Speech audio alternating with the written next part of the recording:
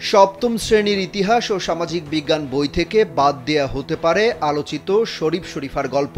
এ নিয়ে একটি সুপারিশ করেছে শিক্ষা মন্ত্রণালয়ের গঠিত বিশেষজ্ঞ কমিটি। সম্প্রতি মন্ত্রণালয়ে পাঠানো প্রতিবেদনে কমিটির সদস্যরা গল্পে ব্যবহৃত ১৯টি শব্দ ইসলাম ধর্ম ও বাংলাদেশের সমাজ ব্যবস্থার সঙ্গে সঙ্গতিপূর্ণ নয় বলে মত দিয়েছেন। তার পরিবর্তে হিজড়া জনগোষ্ঠীদের নিয়ে মানবিক গল্প পাঠ্য বইয়ে সংযুক্ত করার সুপারিশ করেছে বিশেষজ্ঞ কমিটি।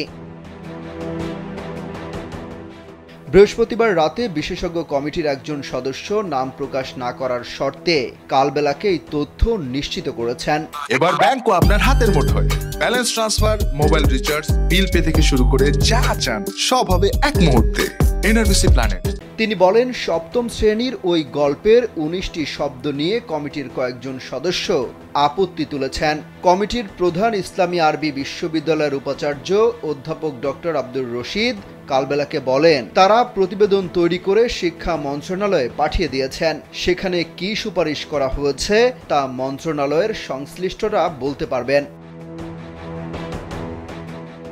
জানতে চাইলে ঢাকা আলিয়া মাদ্রাসার অধ্যক্ষ অধ্যাপক মোহাম্মদ আব্দুর রশিদ কালবেলাকে বলেন, প্রতিবেদনে কি কি সুপারিশ করা হয়েছে তা মন্ত্রণালয় বলতে পারবে।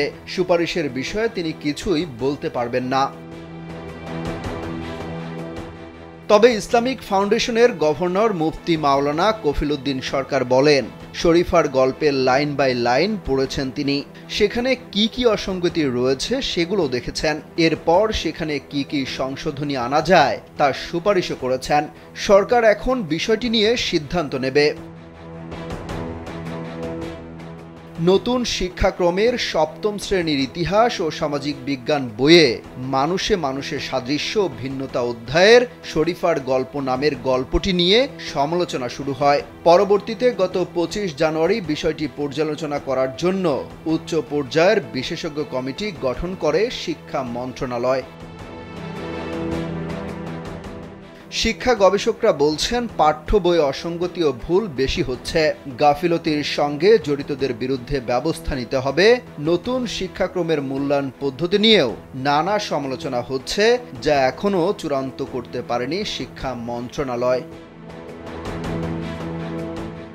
এর আগে সপ্তম শ্রেণীর ইতিহাস ও সামাজিক বিজ্ঞান বই থেকে শরীফার গল্প বাদ এবং সব শিক্ষা প্রতিষ্ঠান ও বইয়ের দোকান থেকে প্রত্যাহার করতে আইনি নোটিশ পাঠানো হয়েছে।